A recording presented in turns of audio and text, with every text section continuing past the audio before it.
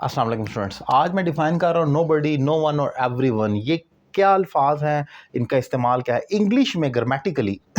इन लफ्ज़ों को हम कहते हैं इनडेफिनेट प्रोनाउन। ये इनडेफिनेट प्रोनाउन क्या होते हैं? इनडेफिनेट प्रोनाउन वो अल्फाज होते हैं जब हमने किसी चीज़ को नोमिनेट करना और हमें पता होना वो कौन है। फॉर एग्जांपल अगर मैं कहूँ अली दरवाज़ा खटखटा रहा है तो Ali is knocking at the door, Ali दरवाजे पर दस्तक दे रहा है। लेकिन अगर मुझे पता नहीं है कि कौन है लेकिन दस्तक हो रही है तो मैं कहूँगा समवन इज़ नॉकिंग।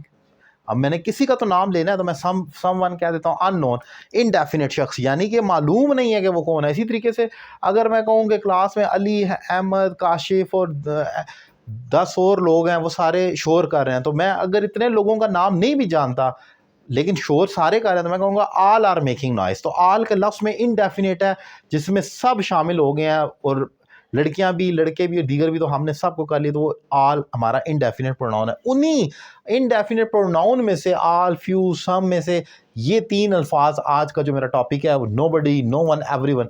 जो पॉइंट है, जो टेक्निकली जो मैं डिफ़ाइन करना चाह रहा हूँ, जिसकी वजह से मैंने ये लेक्चर लिखा है, वो ये कि ग्रामेटिकल एरर्स जो होते हैं वो ये होता है कि याद रखें इन तमाम लफ्ज़ों को हम सिंगुलर लेते हैं, इनको हमेशा वाहिद लिया जाएगा।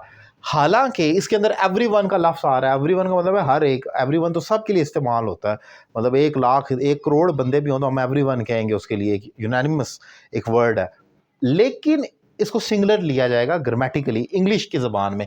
जैसे nobody, nobody helps me, nobody एक इंडेफिनिट प्रोनाउन है और ये ऑलरेडी इनकार है, इसके साथ कभी भी नॉट नहीं आ सकता या नो नहीं आ सकता। नोबडी डजंट हेल्प मी ऐसे नहीं कह सकते।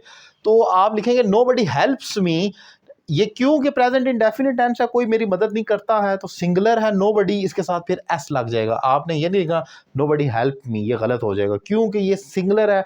आपको मत पता ही है, जैसे Ali helps me, she helps me, ऐसे ही नोबडी हेल्प्स मी, लेकिन अगर ज़्यादा हो जाए दे हेल्प मी होगा।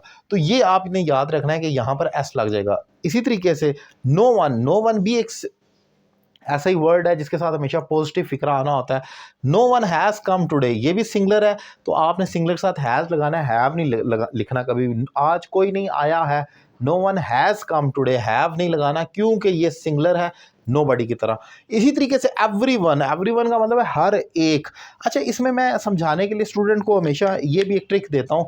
आप याद रखें, ये लिखा हुआ है ना बॉडी और वन, और ये भी वन, तो याद रखें बॉडी भी सिंगुलर कहते हैं, बॉडीज तो नहीं लिखा हुआ, और वन तो होता ही सिंगुलर है, वन भी सिंगुलर है। इसलिए इन तमाम लफ्ज़ों को हर वो लफ्ज़ जो वन पर ख़त्म हो या बॉडी पर ख़त्म हो सिंगुलर होगा। बस this is the key point और the key hint which you can remember while writing these type of words. इनको लिखते हुए आपने ये याद रखना है। अब everyone is wasting his time, हर कोई अपना टाइम ज़ाया कर रहा है। अब आप देख लें एवरीवन के साथ इज़ लगाना है, आर, एवरीवन आर वेस्टिंग नहीं कह सकते क्योंकि ये सिंगुलर लिया जाएगा तो इसके साथ इसका इस्तेमाल होगा। सो ये जो पॉइंट मैंने डिफाइन किए बहुत टेक्निकल पॉइंट्स हैं। ग्रामेटिकली करेक्शन ऑफ एरर में आपसे अक्सर पूछे जाते हैं, गलत फिक्रा लिख दिया जाएगा। जैसे लिखा होगा नो बडी हेल्प मी, ऐसे करके लिखा होगा आपने। अभी ये मैंने अपने पेज पर भी दिया था करेक्शन ऑफ एरर में, तो वहाँ पर करेक्शन दरकार थी, वो ये थी कि इसके साथ एस लगना चाहिए क्योंकि ये सिंगुलर है और सिंगुलर के साथ एस लगता है, तो ये प्रेजेंट इंडेफिनिट है, कोई मेरी मदद नहीं करता है। मैंने नीचे उसकी उर्दू भी लिख दी थी ताकि कोई इसको और ना समझे, करता है लिखा हुआ है, प्रेजेंट इंडेफिनिट है, तो उसके लिए आपको साथ एस लगाना था। उम्मीद करता हूँ लेक्चर आपको पसंद आया होगा, और मेरे पढ़ाने का तरीका अगर आपको पसंद आया, अपनी राय का इजहार करें कमेंट बॉक्स में।